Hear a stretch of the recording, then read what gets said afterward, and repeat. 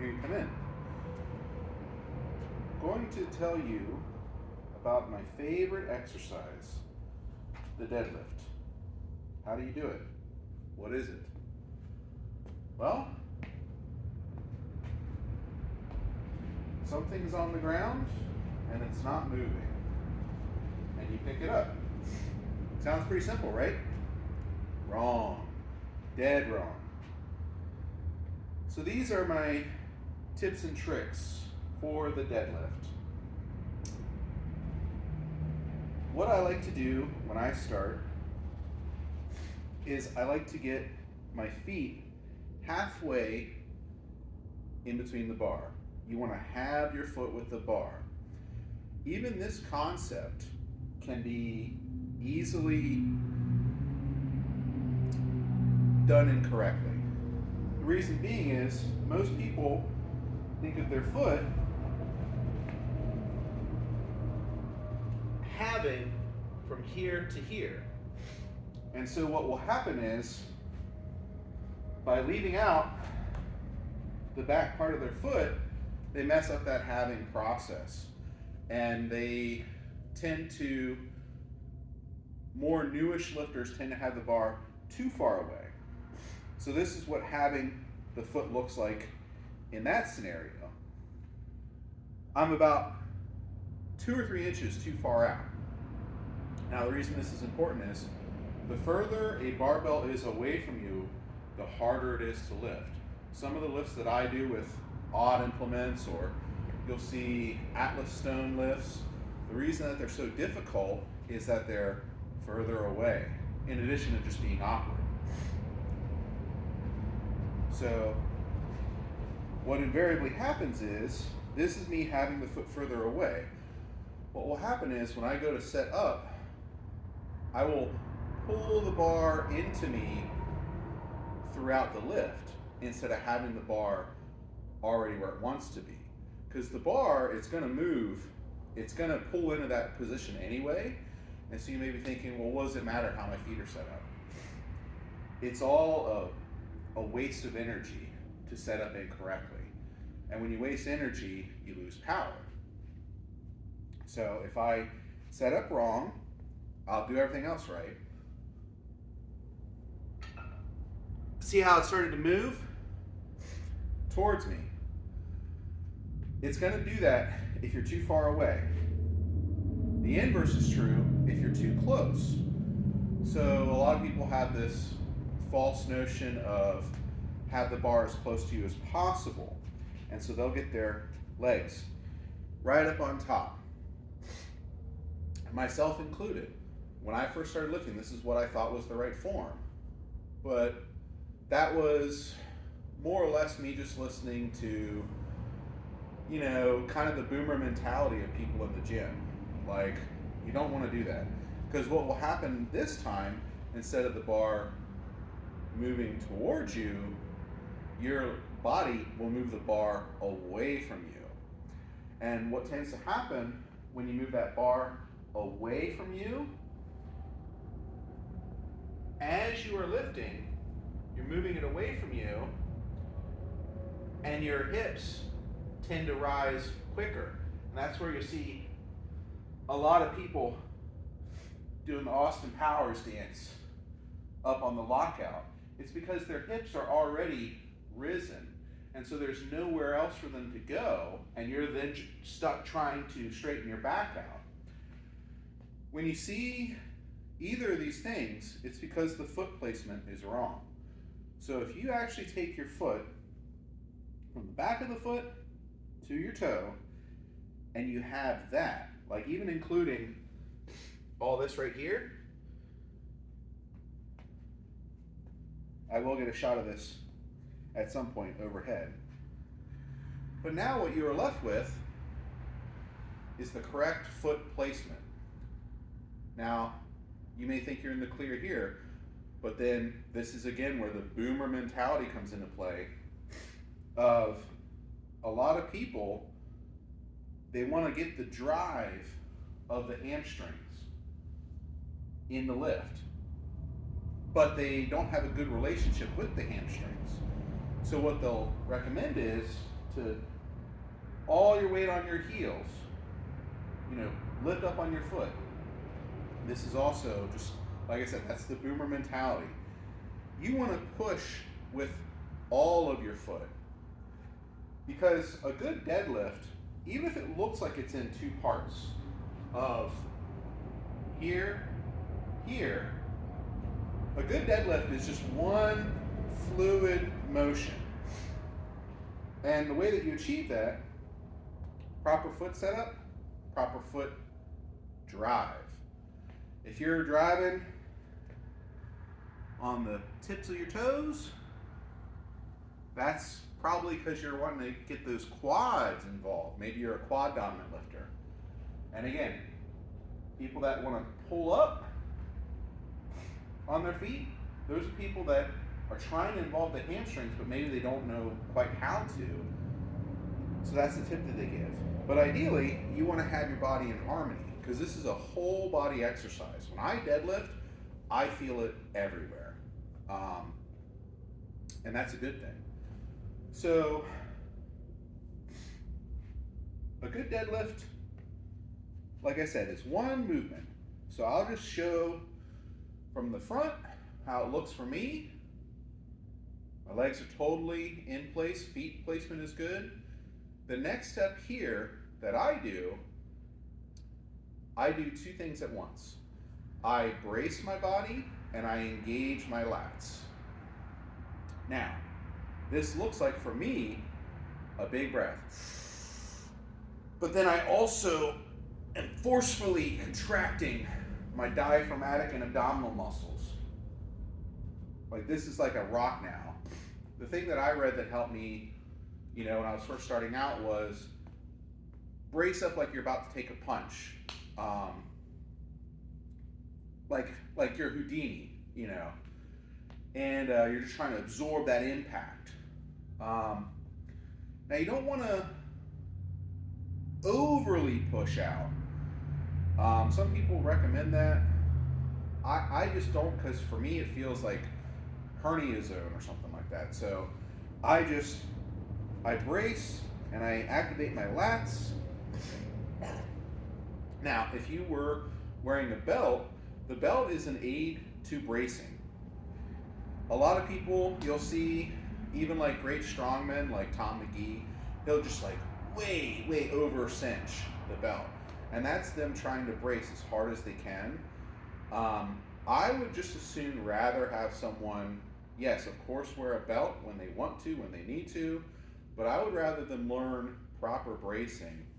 And for me, in addition to getting my abs tight, my lats tight, it's almost like a mentality of total body tightness. It's kind of hard to achieve, but it looks something like this.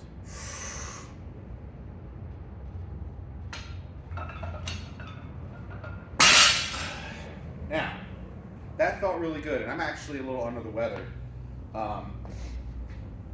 hence all my sniffling, but I didn't exhale at the top or at the bottom. I had my breath the whole time, and then my lats engaged the whole time. And then what you're really doing is, it took me a while to understand it, but your arms are just acting as a middleman between your legs, which are the thing doing the real work. And then your back, I don't know how to describe what your back does. Yes, it's a stabilizer, and yes, for me, I feel tiredness in my back as I do the lift. It's almost like a steel column almost, and your legs are the power. And so what people would always say is, press the floor away from you. That never made sense to me until I was actually laying on my couch, and I kept thinking about pressing the floor away and how that just never made sense to me, and I wanted to understand it. So what I actually did was, as I was laying on the couch, I was driving my legs into the end of the couch, and then it was like an aha moment. And that aha moment translated to the lift. I realized that when we lift, or when people perceive how we lift, there's two things that we do wrong. We over-involve our arms in every single thing. Now, if you are bench pressing or curling, of course this makes sense. But for a deadlift, you don't want them to be involved. You want to have them as straight as possible. And there's a new cue that I learned in the last couple of years, long arms. And it's almost like telling yourself, like, long arms is equal to saying don't use your arms. Like, this is a leg movement. So, like, although I'm using my arms to hold on to it, see how long they are? And then I just pop up with my leg power. I've increased my deadlift just by doing that. More consistently heavy pulls. And in fact, when I miss lifts, I'll go back and watch it, and I'll think to myself, what did I do wrong? And it usually comes down to I didn't brace well enough, I didn't have long arms, my foot placement was off, or the other stuff like diet, sleep, hydration, that sort of thing. So I'm going to come over to the wall and I'll show what I did for my leg movement. So this is literally how I learned. It was a leg movement, not an arm movement. I'm here laying on my couch, and then I just pushed into the couch cushion. So if you find something similar that you can push into, that'll sort of teach you the right way for leg drive. Now, why do I do this motion with my lats? Why do I even do this at all? Well, when you deadlift, you're also trying to lower the amount of height that you have to travel the bar. So this is why you'll see some guys not wear shoes, or wear shoes that are very, very low to the ground. If I'm doing some big heavy pull, that's where I'll put on my Sabo deadlifting shoes. They're very small sole and they're very neutral. Now, this also applies with the lats. So like, if I'm setting up, this is how I have to travel with my arms without doing the lats. And then this will also be kind of too close to the body. Arms here, arms with lats. See the difference? This is me flexing my lats, arms here. That's a pretty big difference. Now the other reason you want to do this, your middle back, the rhomboids, they're essentially trash when it comes to the deadlift. And this goes with what I was saying with people. They have these ideas about lifting, one of which is the over-involvement of arms. Another one is because in our mind, we think of lifting as an Olympic level athlete. When they squat, they are up and down for the most part. Or when they do their cleans and their jerks and all that stuff, they're pretty vertical. That doesn't apply to the deadlift. But we had that image in our head of this is good lifting. And so what happens is we kind of want to squeeze the shoulder blades together and use that as stability for the deadlift. This is all wrong. Those muscles are so weak compared to the lat muscles. The lats are so much stronger. They're a bigger muscle, The rhomboids and stuff, they're meant as like a stabilizer. Anything involving the shoulder like that, it's just going to be weak. That's why rotator cuff injuries are so easy to incur. So, again, we want to not use our arms, drive with our legs, but then also get rid of this idea of, up and down form. And what goes hand in hand with that is probably the biggest mistake people make with deadlifting.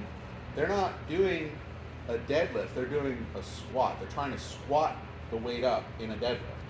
And you'll see this among novice lifters, advanced lifters, and even some of the best. They'll all set up, and then they'll go down, and then they'll go like this. This is them trying to squat the weight up instead of having what is known as a hip hinge. When you try and squat the weight up, what you are essentially doing is you are taking a rope that is taut, then loosening it, and then trying to make it re-taut again. Because a good deadlift, you have your feet midway, get your lats set up, take in your breath. For this purpose, I'm going to keep my breath exhaled so I can explain. And when you reach down, see I'm mostly stiff-legged, and I put my hands on the bar, and then I move my hips forward until my shins touch the bar. That's when I lift. If you do that, everything is tight. But if instead you go here, this is where I would normally start, and then you go here and then up, like that just hurt me to do. But you're going from tight, loose, tight. And it's just a powerlift and a waste of energy. The other thing to keep in mind is that even when people go down further, number one, that's again boomer mentality of like, oh no, you got to go down further to really engage your legs. No. When you go down further like that, I don't know quite what the angle is, but every single deadlift shares the same angle of when you actually start the pull. If you drop your hips down into a squat, you don't start pulling until about here. Like even the World's Strongest Man, all those contests, when they deadlift, Eddie Hall is a perfect example. Great deadlifter, easily one of the best. He, like a lot of other strongmen, he rolls the bar towards him, and then he goes down, up. It's only in this position that he starts the pull. So what you can do is you can save yourself a lot of time, a lot of energy, a lot of strength by just being in that position anyway. It's called the hip hinge. And there's some exercises that you can do to strengthen that relationship. You can do kettlebell swings, because that's all you're doing is just boom, boom. You're just in the hip hinge. The Romanian deadlift, all you're doing is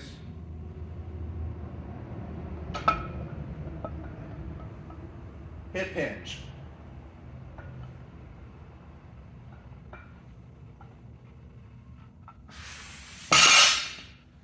That's all you're doing. So those carry over a lot to the deadlift. So other than those things, when it comes to, really perfecting the deadlift, getting down to the nitty gritty, there's not a whole lot more. A lot of it for me is mindset, because once you correct the things like foot placement is, like, in my opinion, probably the number one thing that people get wrong. once you correct the foot placement, the next problem is bracing. And then from there, I mean, almost negligible things like grip. Beyond that, it's like if you're doing the diet, sleep, hydration parts right, it's going to be mindset oriented. It's like, what's going to be the problem? So for me, that came in the form of when I first started deadlifting. I only started deadlifting because my back felt weak in comparison to my legs. And I couldn't squat as much as I wanted to. So I told myself, I'm going to deadlift until I get my back stronger so I can squat more. Well, that unfortunately turned into me all but abandoning the squat because I love the deadlift so much. But I was stuck at 385 for almost a year. And then when I thought about 400 pounds, I was like, that's just otherworldly. That's just crazy. And it's just wild to me to think about that. There's a time that 400 pounds just felt so impossible. Well, then I slapped on some chalk. That's another important part, obviously. Slapped on some chalk, got 400, no problem. And then it was like, that was after a year of training. And then after I hit 400, within a week or two, I hit 450. And then it became like 500 was the new 400, where I was like, man, that number's just crazy. And then when I got 500, then it was 550 was the new 400. And so on and so forth until I got to 600. And then 600 became closer to a real limit for me. I failed 600 20 plus times before I got it. And even now, to this day, I'll come up with like new lifts that I want to do, and I usually have to fail it about 6 plus times before I get it. So if I put a video up of me missing a lift, it's really just me getting a lift. It's just getting a lift later. So day of competition, you just got to have your mindset right. And what does that mean? Getting good sleep, obviously, good hydration. But then if you go in thinking, I may not get this lift, that's where your form is going to just break down. That's where you're going to go in and you're just going to YOLO, grip it and rip it. You're going to get too close to the bar and you're going to do what's known as yanking instead of pulling. So you'll see all these guys, and they'll yank, and then what that means is that their hips shoot up, and then they do the Austin Powers dance again. We don't want to do that. So if you go in knowing you're going to get something, and how do you know you're going to get it? By having the right form. If you have the right form and you do your lift how you know is correct, whether you get it or not, you did everything you could. So if you can ideally get in that flow state of just like believing in yourself, just like I said, knowing you're going to get it, you'll do fine. Other than that, let me do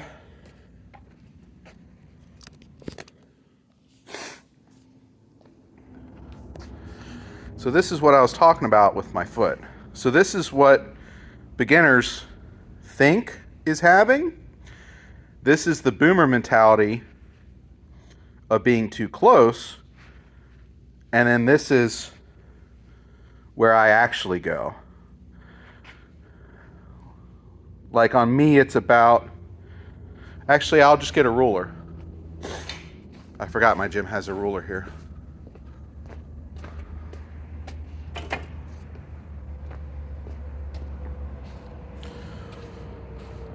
Okay, so this is where I think of as being half. So for me, that is 1.5 inches from shin to bar. And then on my foot, That's on like the second lace. So let's go here. 12 inches. So 6 would be halfway, and that's about an inch and a half away from the bar. So once we get that foot placement, and then I'm pressing with this part and this part back here. I'm pressing through the floor.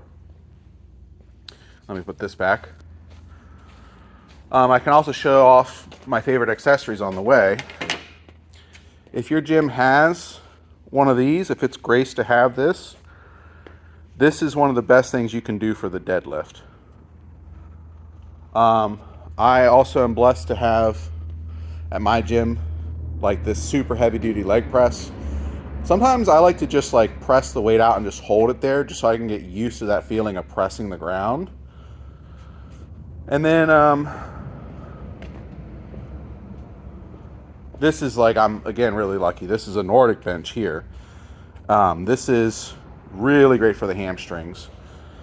A couple other things I'll go over real quick.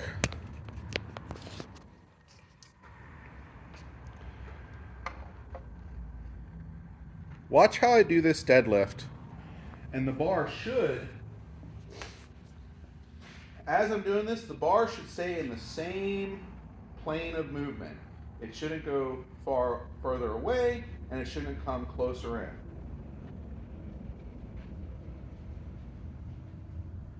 So I got my foot placement.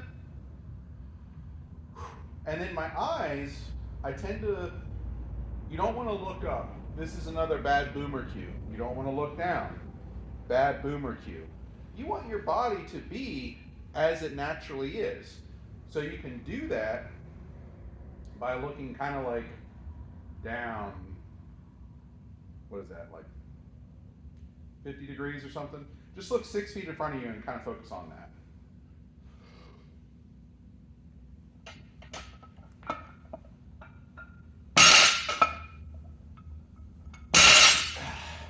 Now it should, I'm just guessing, but it should just be straight up and down the bar.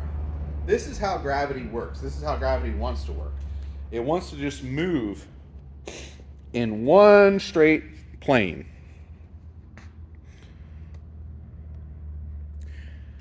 Last but not least, this is something that if you supinate, you need to be extra careful with. When I supinate, in the past, it's hard to get out of the grip and rip it mentality. And in the past, what I would do is, I'd have my arm a little bit like this instead of like that. And again, this is, if you have that long arms cue, you won't have that problem. But what can obviously happen if you have that, you're making a leg movement, a leg drive based movement, an arm based drive movement. And so you're going to be curling a weight that you can't curl. Like I can curl 150 to 200 pounds. And then a deadlift, if I'm holding half of my 600 pound deadlift, that's like, you know, a 300 pound arm lift. So we want to make sure we have on the supination not only a long arm, but then we want to match the bar placement. So what I was doing a lot of times was I'd be over here instead of here. Now that's just where I choose to grab the bar. The one tip that people have that I've read in figuring out your bar placement is to jump up, and how you land is how your feet should be, and then your arms should be just outside of it. So for me, I land more or less like this. My arms go like this. And part of the reason that my arms are like this as opposed to this, it's again, less distance that you have to move your body through. Because like, I have to go down so much further the further I go out. You see how I can just literally go up in starting position, less distance the bar has to travel. So unless you're doing something like a Reeves deadlift where you're literally trying to do that, it's better to be closer. So closer, arms same length. Now see, that one I was actually a little too close. A little too close to the bar. It actually popped out a little bit. Other than that, what else do I like for the deadlift? Deficits. Deficits are good at, if you're bad from the floor, starting wise, deficits can help that a lot. I also like stiff-legged deadlifts. I would go very light for them though. Romanian deadlifts, and then kettlebell swings, like I said already. And then it's a little bit more advanced, but I like good mornings. I haven't done them in a while. And then just lat related things. I do like to shrug too, and I haven't done them in a while, but either a trap bar or a barbell shrug, I love doing shrugs. Because at the end, you're in almost a shrug position anyway, so it doesn't hurt to have a strong shrug. But then also about your hands, this is a blood blister, by the way, not Sharpie, as I kept thinking the other day over and over again. As for the hands, when I'm doing a contest or a lift that is a PR or some crazy lift, I like to wash my hands in cold water and ivory dish soap. And then I make sure that I get all the residue of the soap off. Reason why I do cold water, I don't know why, but when I use hot water and soap, my hands feel still clammy and greasy, whereas cold water, they don't feel that way. And then there's also studies to suggest that cold water leads to more strength. I don't know why. So I do cold water, and then I use a very particular soap. I use ivory dish soap, and then I've started to use a mouth guard meant for lifting. I don't know why these things work, they just kind of do. I also do grip training. Anyone that knows me knows I have thousands of dollars worth of grip training equipment. And you don't really need what I have. You can do things like fat grips, they're like $30, just a hand gripper. But you can also just hold on to weights, farmer's walk carries, or just getting to the top of a movement and just holding it. That's going to also help your tendons as well. Other than that, there's really not a lot to it. Just do it. Like John Paul Sigmarsson said, if you can't do deadlift, there's no reason to be alive. So what are you waiting for?